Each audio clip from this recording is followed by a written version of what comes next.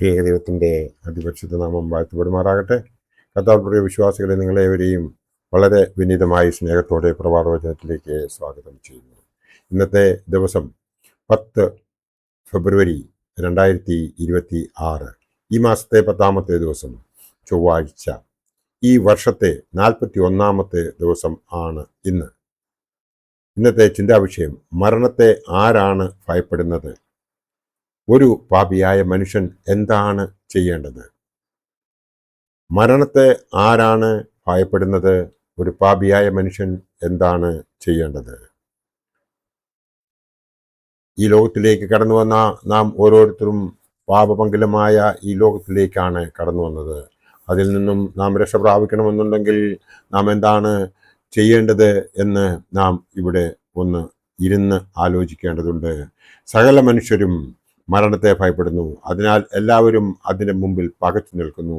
ഒരു പുനരുദ്ധാനം മരണത്തിലൂടെ ഉണ്ടാകുമെന്ന സത്യം പലരും മറന്നുപോകുന്നു. ഉദ്ധാനം ചെയ്ത് യേശു ക്രിസ്തുവിൽ വിശ്വസിക്കുന്നവന് മരണമില്ല.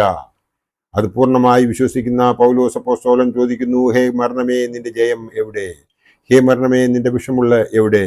1 കൊരിന്ത്യർ 15:55 ഇത് പറയുന്നുണ്ട്.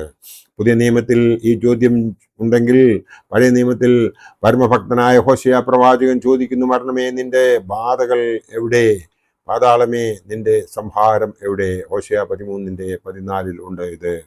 മരണം ഒരനുഗ്രഹമായി തീരുവാൻ ദീർഘദർശിയായ മോശ പാടിയ സങ്കീർത്തനം നമുക്കും ഒത്ത് പാടുകയാണ് ഈ അവസരത്തിൽ ചെയ്യേണ്ടത്. ഞങ്ങൾ ജ്ഞാനമുള്ള ഒരു ഹൃദയം പ്രാപിക്കത്തക്കവണ്ണം ഞങ്ങളുടെ നാളുകളെ എണ്ണുവാൻ ഞങ്ങളെ ഉപദേശിക്കണമേ എന്ന് സങ്കീർത്തനം 90:12 പറയുന്നു. 1-ാം മരണത്തിൽ ശരീരനാശം സംഭവിച്ചാലും 2-ാം മരണത്തിൽ ദൈവത്തിൽ നിന്ന് വേർപെട്ട് പോകുവാൻ ഇടയാകരുത് എന്നാണ് നാം ഓരോരുത്തരും പ്രാർത്ഥിക്കേണ്ടത്. 2-ാം മരണം നിത്യമരണമാണ്. ആ നിത്യമരണത്തിനിടയാകാതിരിക്കണമെന്നുണ്ടെങ്കിൽ നാം ഓരോരുത്തരും എപ്പോഴും ദൈവത്തിൽ ശരണപ്പെട്ട് ജീവിക്കേണ്ടതുണ്ട്. അങ്ങനെ ശരണപ്പെട്ട് ജീവിക്കുവാൻ വേണ്ടി നാം ഓരോരുത്തരും ആഗ്രഹിക്കുന്നുവെങ്കിൽ അതിന് നമ്മുടെ പിതാക്കന്മാർ കാണിച്ചു തന്നതായ ഓരോ കാര്യങ്ങളും നമ്മൾ മറക്കാതെ അതിൻ പ്രകാരം നാം പ്രവർത്തിക്കേണ്ടതുണ്ട്. അതിന് നമ്മളെ കൊണ്ട് സാധിക്കുന്നുവോ എന്ന് നാം ചിന്തിക്കേണ്ട സമയത്താണ് നാം ഓരോരുത്തരും ജീവിക്കുന്നത്. പരിശുദ്ധനായ പൗലോസ്ലീഹ ഇപ്രകാരം പറയുന്നു: എനിക്ക് ജീവിക്കുന്നത് ക്രിസ്തുവും മരിക്കുന്നത് ലാഭവുമാണ് എന്ന് ഫിലിപ്പിയർക്ക് എഴുതിയ ലേഖനം 1-ാം അധ്യായം 21 അദ്ദേഹം ഓർപ്പിക്കുന്നുണ്ട്. വിട്ടുപിരിഞ്ഞു ക്രിസ്തുവിനോടുകൂടി ജീവിപ്പാൻ കാംക്ഷിക്കുന്നു എന്ന് അദ്ദേഹം പറഞ്ഞു. സഭാപ്രസംഗി പറയുന്നതും ഇത് തന്നെയാണ്. മരണ ദിവസം ജനന ദിവസത്തേക്കാൾ ഉത്തമമാണ് എന്ന് സഭാപ്രസംഗി പറയുന്നു. അതിനാൽ മരണം മധുരമാണെങ്കിൽ മരണാനന്തരം അതിമധുരമാണ് എന്ന് നാം മനസ്സിലാക്കേണ്ടതുണ്ട്. കർത്താവായ യേശു ക്രിസ്തു മരണത്തിന്മേൽ അധികാരമുള്ളവനാണെന്ന് പ്രേക്ഷിത കാലത്ത് തെളിയിച്ചു.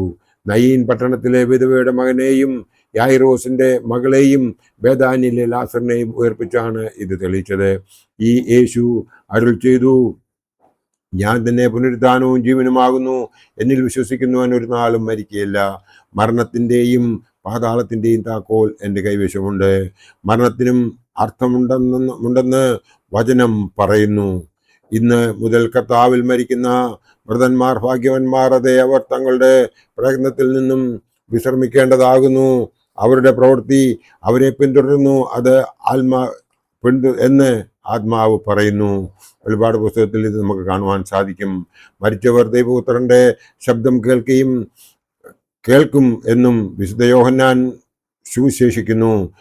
കേൾക്കുന്നവർ ജീവിക്കുകയും ചെയ്യുന്ന നാഴിക വരുന്നു. വിശുദ്ധ യോഹന്നാൻ ഒരു പുതിയ ആകാശവും പുതിയ ഭൂമിയും കണ്ടു.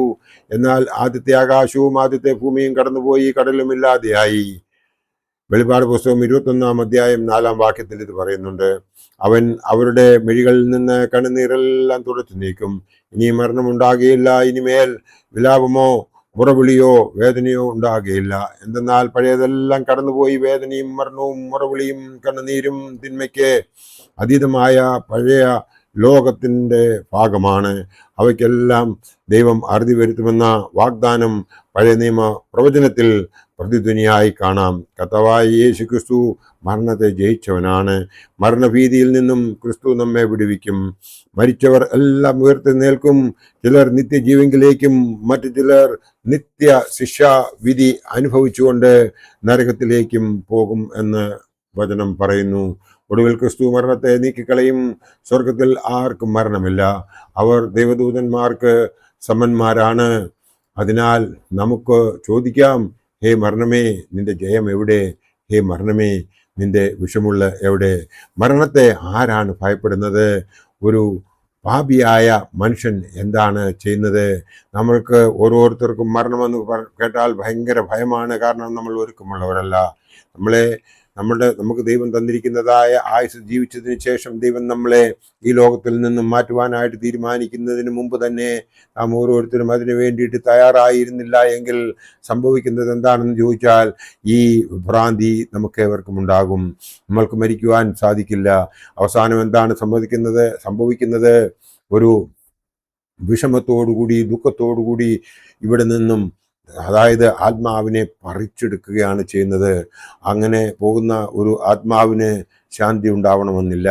കാരണം നമ്മൾ എപ്പോഴും ഒരുക്കമുള്ളവരായിട്ടിരിക്കുന്നുവെങ്കിൽ നമുക്ക് അതിന് ഇടയാകും. അതിനായിട്ട് ഒരു പാപിയായ മനുഷ്യൻ ചെയ്യേണ്ടത് എന്താണെന്ന് ചോദിച്ചു കഴിഞ്ഞാൽ, അവൻ പാപപങ്കിലമായ ഈ ലോകത്തിൽ പാപം ചെയ്യാതിരിക്കത്തക്കവണ്ണം എപ്പോഴും ദൈവത്തിൻ്റെ സാന്നിധ്യം അവൻ്റെ മുമ്പിൽ വെച്ചുകൊണ്ട് അവൻ ദൈവത്തിൽ വിശ്വസിച്ചുകൊണ്ട് മുമ്പോട്ട് പ്രവർത്തിക്കുന്നുവെങ്കിൽ അവന് പിന്നീട് പേടിയുണ്ടാകുകയില്ല. മരണത്തെ ഭയപ്പെടേണ്ട കാര്യമില്ല. കാരണം 3 തരത്തിലുള്ള മരണങ്ങളുണ്ട് എന്ന് നമുക്ക് എല്ലാവർക്കും അറിയാം. നമ്മുടെ ശാരീരിക മരണം, ആത്മീയ മരണം, ഓർ നിത്യമരണം. അതിൽ ശാരീരിക മരണം കൂടിയേ തീരൂ എന്നുള്ള വിവരം നമുക്ക് ഏവർക്കും അറിയാം. എന്നാൽ നമ്മുടെ ആത്മീയ മരണം നമുക്ക് ഉണ്ടാകുന്നത് ഈ ലോകത്തിൽ വെച്ച് തന്നെയാണ്. കാരണം നമ്മുടെ ആത്മാവ്, അതായത് നമ്മളിൽ വസിക്കുന്നതായ പരിശുദ്ധാത്മാവിൻ്റെ ആ വാക്കുകൾ സ്വീകരിക്കാതെ അകൽക്കർസായുടെ വാക്കിൻ പ്രകാരം നമ്മൾ മുമ്പോട്ട് നടക്കുമ്പോൾ ഇവിടെ വെച്ച് തന്നെ നമുക്ക് ആത്മീയ മരണം സംഭവിക്കുന്നു. അതായത് ദൈവത്തിൻ്റെ കൽപ്പനകൾ അനുസരിക്കാത്തവർക്ക് ആത്മീയ മരണം സംഭവിക്കുന്നുണ്ട്. അങ്ങനെ ആത്മീയ മരണം സംഭവിച്ചു കഴിഞ്ഞാൽ പിന്നെ അവർ സാത്താൻ്റെ മക്കളായി, ദൈവത്തിൻ്റെ മക്കളായിട്ടില്ലാത്ത ഒരു വ്യക്തിക്ക് ഒരിക്കലും ഈ ലോകത്തിൽ സന്തോഷത്തോടുകൂടിയും സൗമ്യതയോടുകൂടിയും ജീവിക്കുവാൻ സാധിക്കുകയില്ല. അങ്ങനെ സാധിക്കണമെന്നുണ്ടെങ്കിൽ നീ ദൈവ പൈതലാകണം. ദൈവ പൈതലാകുന്നതിന് വേണ്ടിയിട്ട് നീ ഇടപെടാതെ പ്രാർത്ഥിക്കുകയും എല്ലാറ്റിനും സ്തോത്രം ചെയ്യുകയും സൽപ്രവൃത്തികൾ ചെയ്യുകയും ചെയ്യുന്നുവെങ്കിൽ ദൈവം നിന്നെ അനുഗ്രഹിക്കും. അതിനുവേണ്ടി നാം ചെയ്യേണ്ട ഒരു കാര്യമുണ്ട്. എൻ്റെ ഈ വചനം കേട്ടുകൊണ്ടിരിക്കുന്ന നിങ്ങൾ ഒരു തീരുമാനം എടുത്തു കഴിഞ്ഞാൽ ദൈവം നിങ്ങളെ എല്ലാവരെയും അനുഗ്രഹിക്കും. ഇന്നു മുതൽ ഞാൻ ആരെയും സഹായിച്ചില്ല എങ്കിൽ തന്നെയും ഞാൻ ആരെയും ഉപദ്രവിക്കുകയില്ല എന്ന ഒരു തീരുമാനം നിങ്ങൾ എടുത്തുകൊണ്ട് ഇന്നു മുതൽ മുമ്പോട്ട് ജീവിക്കുന്നുവെങ്കിൽ ദൈവം നിങ്ങളെയും എന്നെയും അനുഗ്രഹിക്കുമെന്ന് മാത്രമേ അവസരത്തിൽ ഓർപ്പിച്ചുകൊണ്ട് എൻ്റെ വാക്കുകൾ ഇവിടെ ഉപസംഹരിക്കട്ടെ. ദൈവം നമ്മളെ എല്ലാവരെയും അനുഗ്രഹിക്കട്ടെ. നന്ദി, നമസ്കാരം.